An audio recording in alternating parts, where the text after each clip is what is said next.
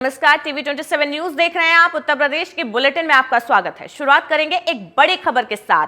CM Yogi Adityanath ने जल जीवन मिशन योजना को लेकर समीक्षा बैठक की। इस बैठक के दौरान सीएम योगी आदित्यनाथ ने अधिकारियों को निर्देश देते हुए हर गांव में प्रशिक्षित प्लम्बर की तैनाती करने के निर्देश दिए हैं। ये बड़ी अपडेट यूपी से आपको दे रहे हैं, जहां पर सीएम योगी आदित्यनाथ ने जल मिशन योजना को लेकर एक समीक्षा बैठक की और इस बैठक में इस योजना को लेकर उन्होंने तमाम जानकारियां अधिकारियों से। इस योजना को लेकर सारी जानकारियां सीएम योगी आदित्यनाथ ने ली है। बैठक के दौरान सीएम योगी ने अधिकारियों को निर्देश दिए।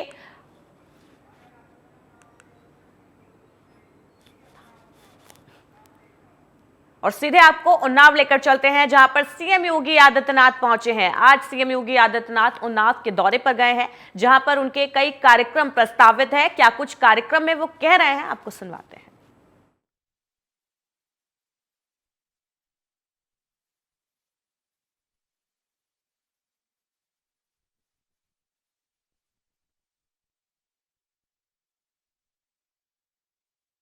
आगे बढ़ती रहे, चाहे वह देश के अंदर सुरक्षा का बेहतर वातावरण आप देख रहे होंगे। देश के अंदर इंफ्रास्ट्रक्चर का जो कार्य हो रहा है, 4 लेन 2 लेन, अब तो कोई गांव की सामान्य पगडंडी की बात नहीं करता। जो भी कहता सब 2 लेन और 4 लेन की सड़क की बात करता है। और 2 लेन और 4 लेन की सड़क को हम लोग हर एक जगह कनेक्टिविटी के साथ जोड़ना चाहते हैं। अभी यहां पे आपके माननीय सांसद, लोकप्रिय सांसद साक्षी जी महाराज ने जो बात कही, जिस सड़क के बारे में कही, कोई सड़क छूटेगी नहीं। सभी सड़कों को हम 4 लेन और 2 लेन के साथ तो जोड़ने का काम कर रहे हैं, क्योंकि इंफ्रास्ट्रक्चर आज के लिए नहीं, भविष्य के लिए उस जनपद की, उन गांवों की, उन नगर निकायों की अर्थव्यवस्था की रीढ़ बनने वाली है। आज विकास तेजी के साथ आगे बढ़ रहा है। अभी आपने ग्राउंड ब्रेकिंग सेरेमनी देखा होगा, जिस उत्तर प्रदेश में कोई आना नहीं चाहता था।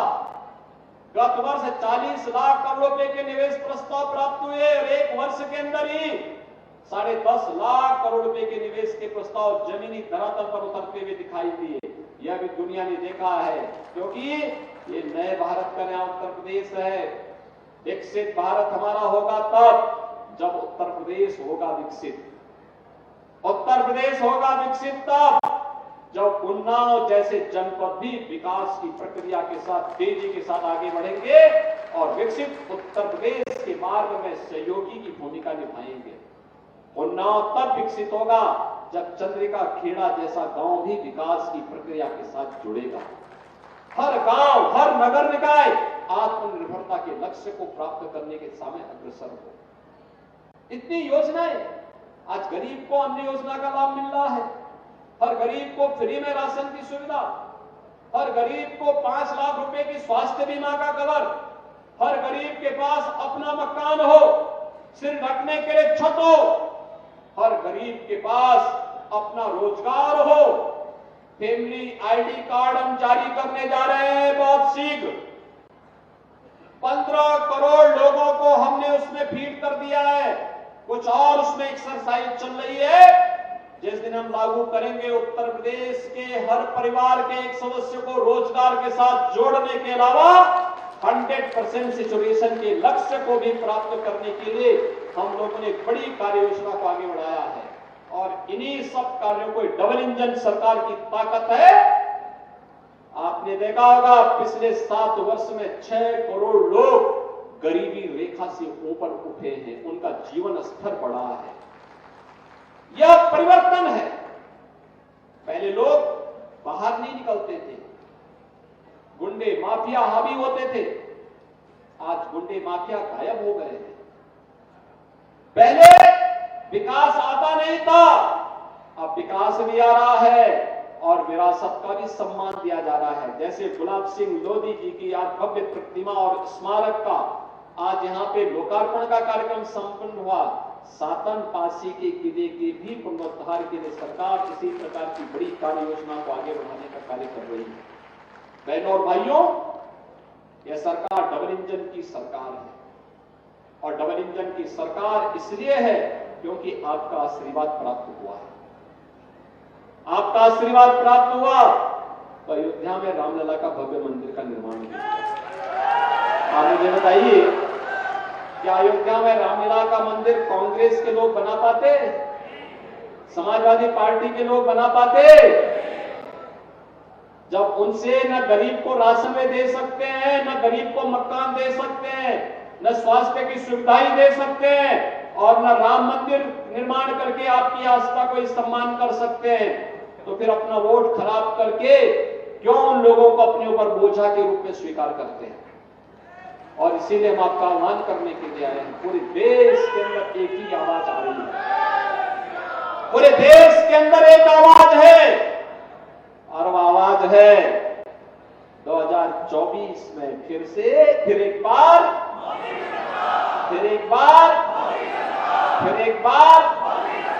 मोदी सरकार का पूरे देश के अंदर एक आवाज आ रही है। क्या आप सब सहमत हैं? सभी लोग सहमत हैं? बहनों और भाइयों, मैं यहां के लोकप्रिय सांसद साक्षी जी महाराज को हृदय से धन्यवाद दूंगा कि उन्होंने मुझे आज इस जनपद में चंद्रिका खेड़ा गांव को देखने का मुझे अवसर दिया है। वास्तव में आधुनिक भारत के तीर्थ हैं, आधुनिक भारत के तीर्थ, जिनकी शहादत के कारण, जिनके बलिदान के कारण यह देश आजाद हुआ, उनकी मातृभूमि को देखने का सौभाग्य मुझे प्राप्त हुआ।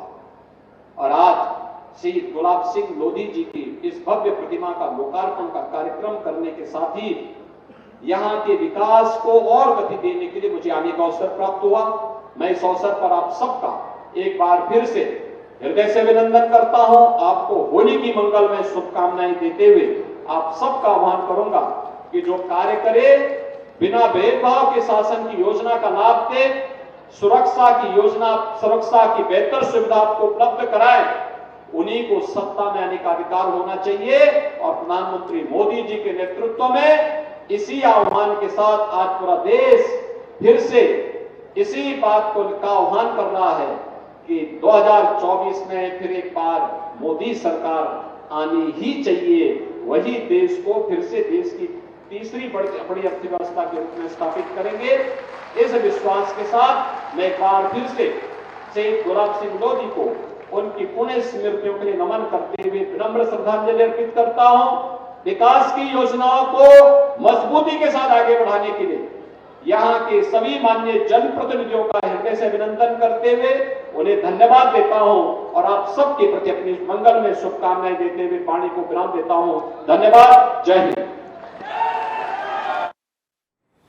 तो उन्नाव दौरे पर सीएम योगी आदित्यनाथ को आप सुन रहे थे, जहां पर उन्होंने शहीद गुलाब सिंह लोधी की प्रतिमा का अनावरण किया। खबरों में आगे बढ़ेंगे। योगी सरकार ने राज्य कर्मचारियों को महंगाई भत्ता बढ़ाने का फैसला किया है। प्रदेश राज्य सरकार ने कर्मचारियों के महंगाई भत्ते को 4% बढ़ा दिया है। महंगाई भत्ते को लेकर वित्त विभाग ने आदेश जारी कर दिया है। महंगाई भत्ता 1 जनवरी 2024 से प्रभावी होगा। तो योगी सरकार ने ये बड़ा तोहफा दिया है। राज्य कर्मचारियों को उनका महंगाई भत्ता बढ़ाया गया है, जिसमें 4% की बढ़ोतरी की गई है।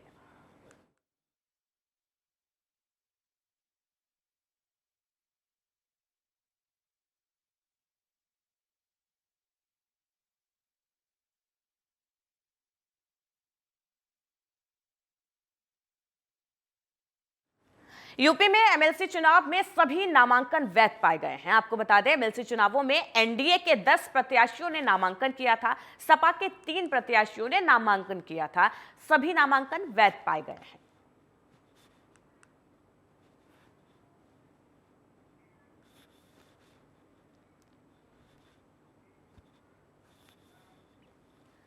उत्तर प्रदेश के उप मुख्यमंत्री ब्रजेश पाठक को प्रधानमंत्री मोदी के ऑफिशियल ऐप से बधाई संदेश दिया गया। डिप्टी सीएम ब्रजेश पाठक को बधाई संदेश देते हुए लिखा गया, प्रधानमंत्री मोदी के विकसित भारत के सपने को पूरा करने के लिए आपका समर्पण प्रेरणादायक और सराहनीय है।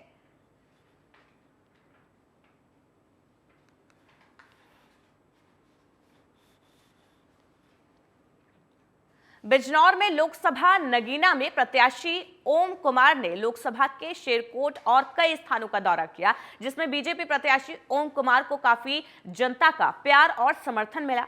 ओम कुमार 3 बार लगातार विधायक बन चुके हैं। वहीं जनता लगातार अनुमान लगा रही है कि ओम कुमार ही इस बार फिर से सांसद बनेंगे। शेरकोट में क्या कहना है? लोगों का प्यार काफ़ी मिल रहा है, लोग कह रहे हैं कि आप सांसद हुए हैं।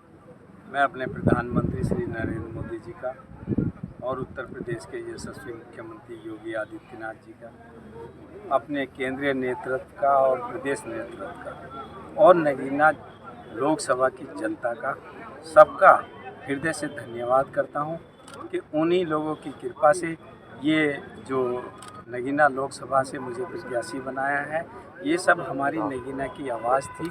नगीना के लोगों ने कहा था कि इस बार प्रत्याशी स्थानीय होना चाहिए। उसी चीज़ को ध्यान में रखते हुए हमारी पार्टी ने, हमारे आदरणीय प्रधानमंत्री जी ने मुझे अपना आशीर्वाद दिया है। निश्चित रूप से पूरी लोकसभा के अंदर में सब लोगों में उत्साह है और आज आप देख रहे होंगे कि जब से टिकट हुआ है 2 तारीख की शाम से हम लगातार क्षेत्र में जा रहे हैं। आज हम शेरकोट में हैं। शेरकोट की जनता का हमें बहुत प्रेम।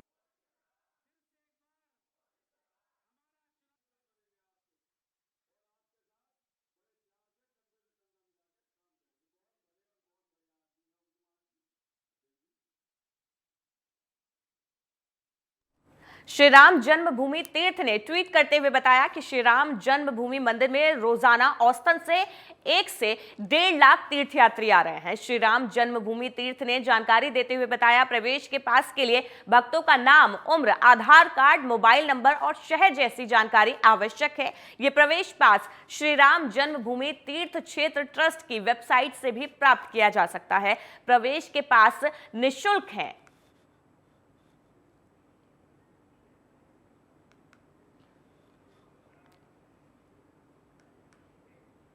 ग्रेटर नोएडा के बिस्वेक थाना क्षेत्र में कुछ ढाबों में शॉर्ट सर्किट के कारण भीषण आग लग गई। मौके पर दमकल की 8 गाड़ियों ने बड़ी मशक्कत के बाद आग पर किसी तरह से काबू पाया।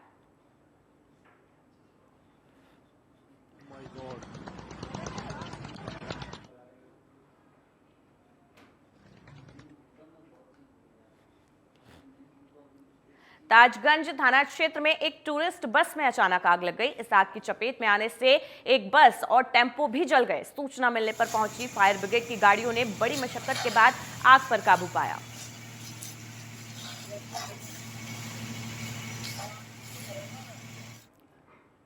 झांसी में एक ऑडियो सोशल मीडिया पर काफी वायरल हो रहा है, जिसमें अवैध वाहनों के बालू खनन MM11 के वाहनों से थानेदार का वाहन चालक से वसूली करने का यह वीडियो सामने आया है। अवैध वसूली कर रहे चालक का नाम सामने आने पर पुलिस वाले इस मामले में कुछ भी कहने से बचते हुए नजर आ रहे हैं।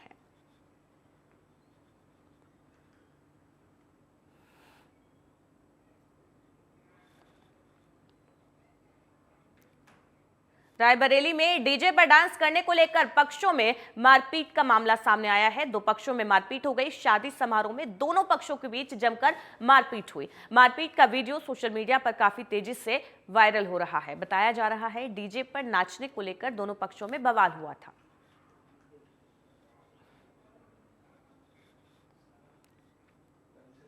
कानपुर में एक लापता फैक्ट्री कर्मचारी का शव मिलने से इलाके में सनसनी फैल गई। सूचना मिलने पर पहुंची पुलिस ने शव को पोस्टमार्टम के लिए भेजकर मामले की जांच शुरू कर दी है।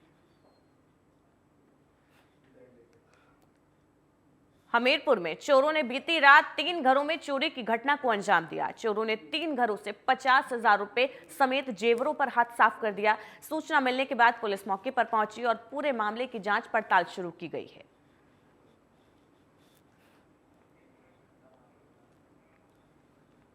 कानपुर में एक युवती से रेप का मामला सामने आया है। मामले की जानकारी देते हुए पुलिस ने बताया कि प्रेमी अपने दोस्त के साथ मिलकर अपनी ही प्रेमिका से उसने रेप किया। पुलिस ने इस मामले में पीड़िता की शिकायत दर्ज कर केस दर्ज कर लिया है और पूछताछ की जा रही है। एक प्रार्थना पत्र दिया गया जिस पर उसने वर्णित किया है कि एक लड़के से उसके विगत 2-2.5 वर्ष से संबंध थे और उसने शादी का झांसा दे करके कई बार उसके साथ में शारीरिक संबंध उसने बनाए हुए हैं और इसके बाद कुछ दिन पहले से उसने अपना फ़ोन बंद कर लिया था और बातचीत भी नहीं कर रहा था और इस पर कल उसी लड़के ने अपने एक अन्य दोस्त के साथ में उसको थाना पनकी क्षेत्र में एक फ्लैट पे बुलाया।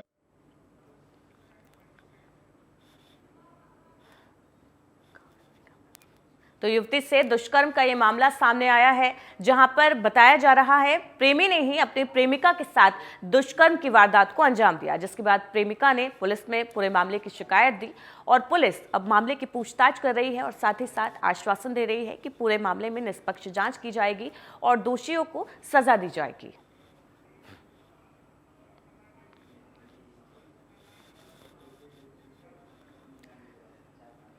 और सीएम योगी आदित्यनाथ आज फर्रुखाबाद का दौरा करेंगे। इस दौरान सीएम योगी क्रिश्चियन कॉलेज ग्राउंड में जनसभा को संबोधित करेंगे। कार्यक्रम में सीएम योगी आदित्यनाथ किसानों को भी सम्मानित करने वाले हैं। सीएम योगी के दौरे को लेकर सुरक्षा के पुख्ता इंतजाम किए गए हैं।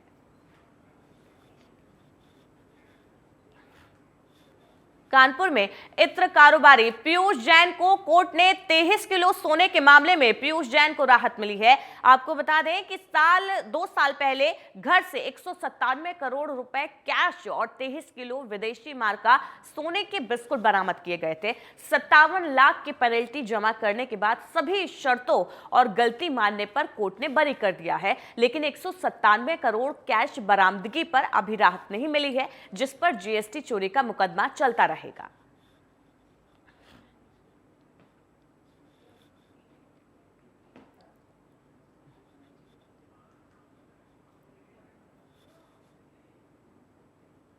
तो इत्र कारोबारी पीयूष जैन को कोर्ट से बड़ी राहत मिली है। सोने के जो बिस्किट उनके घर से बरामद हुए थे, उस मामले में उनको कोर्ट ने राहत दे दी है और कुछ मुचलके के बाद उनको इस केस से बरी कर दिया है, जबकि उनके घर से जो 197 करोड़ रुपए कैश मिला था वो मामला उन पर चलता रहेगा। जीएसटी चोरी का जो केस है वो चलता रहेगा, लेकिन सोने के जो बिस्किट बरामद हुए थे उस मामले में उनको ये बड़ी राहत कोर्ट ने दी है। इत्र कारोबारी पीयूष जैन को कोर्ट से ये बड़ी राहत दी गई है, जहां पर सोना बरामद होने के मामले में उनको ये राहत दी गई है कोर्ट की तरफ से।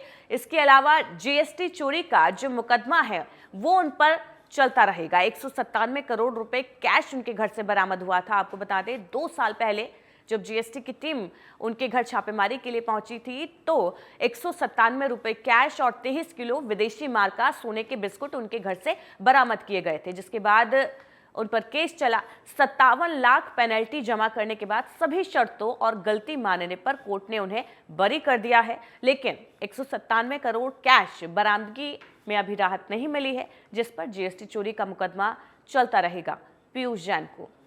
पीयूष जैन इत्र कारोबारी हैं और 2 साल पहले उनके आवास पर छापेमारी की गई थी, जिसमें 197 करोड़ रुपए कैश बरामद हुआ था।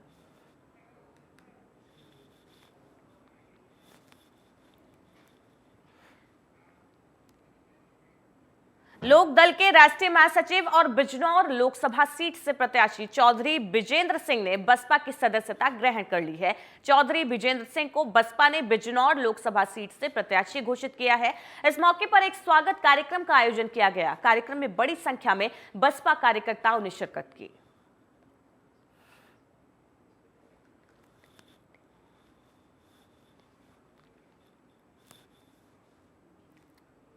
जौनपुर में दीवानी न्यायालय में गवाही देने आए एक व्यक्ति की महिला ने चप्पलों से पिटाई कर दी। घटना का वीडियो सोशल मीडिया पर काफी वायरल हो रहा है। तस्वीरों में आप देख सकते हैं न्यायालय में ये व्यक्ति आया हुआ था, जहां पर एक महिला ने चप्पलों से उसकी पिटाई कर दी। वहां मौजूद लोगों ने इसका वीडियो बना दिया, जो ये वीडियो सोशल मीडिया पर काफी तेजी से वायरल हो रहा है। हालांकि पुलिस भी इस वीडियो में बीच बचाव करती हुई दिखाई दे रही है।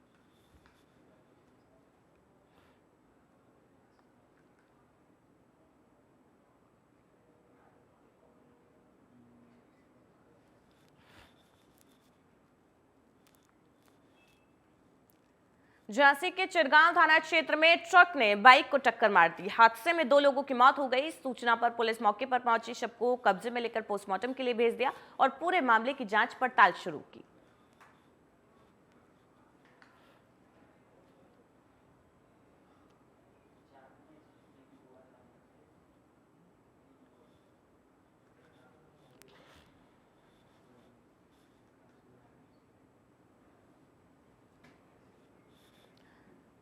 तो झांसी से बड़ी अपडेट सामने आई है, जहां पर दो वाहनों की आपस में टक्कर हो गई। हादसे में 2 लोगों की मौत हो गई।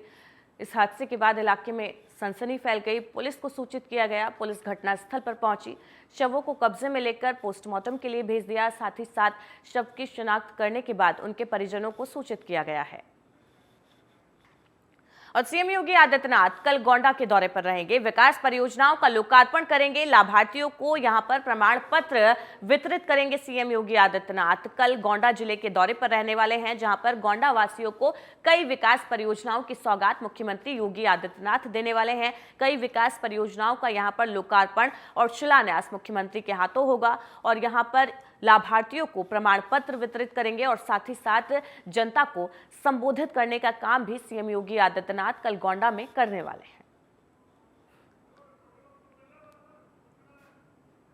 तो उत्तर प्रदेश के सीएम योगी आदित्यनाथ गोंडा जिले के दौरे पर रहने वाले हैं। जिस तरीके से लोकसभा चुनाव करीब आ रहे हैं, जैसे जैसे तारीखें नजदीक आ रही है, हालांकि अभी ऐलान नहीं हुआ है, उससे पहले मुख्यमंत्री योगी आदित्यनाथ काफी एक्टिव नजर आ रहे हैं। अपने प्रदेश के सभी जिलों का वो लगातार दौरा कर रहे हैं। वहां पर विकास परियोजनाओं की सौगात जनता को दे रहे हैं, उनसे जनसंवाद भी कर रहे हैं, जनसभा के जरिए संबोधित भी कर रहे हैं, ताकि जनता और सरकार के बीच में जो खाई है वो चुनाव से पहले पड़ सके और उसका फायदा लोकसभा चुनाव में पार्टी को भी मिले। तो जनता को संबोधित करेंगे कल गोंडा में सीएम योगी आदित्यनाथ। लाभार्थियों को प्रमाण पत्र वितरित करेंगे। कल गोंडा जिले के दौरे पर सीएम योगी आदित्यनाथ रहेंगे।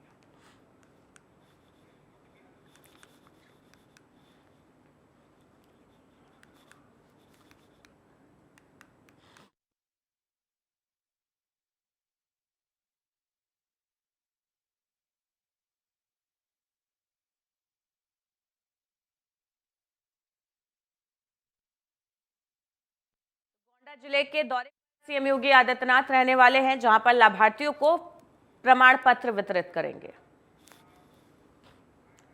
खबरों में फिलहाल इतना ही। लगातार खबरों के लिए बने रहिए TV 27 न्यूज के साथ।